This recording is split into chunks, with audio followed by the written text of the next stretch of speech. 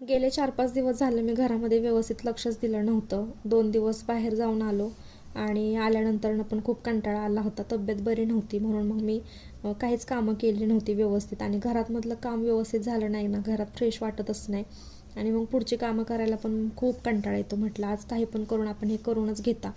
ज्या भरण्या रिकाम्या झाल्या होत्या त्या सगळ्या घासून घेतल्या. क्रॉकरी नीटच्या इथं मी काचेच्या भरण्या ठेवते, त्याच्यावरती तेलकट डाग उडून त्या पण खराब झाल्या होत्या.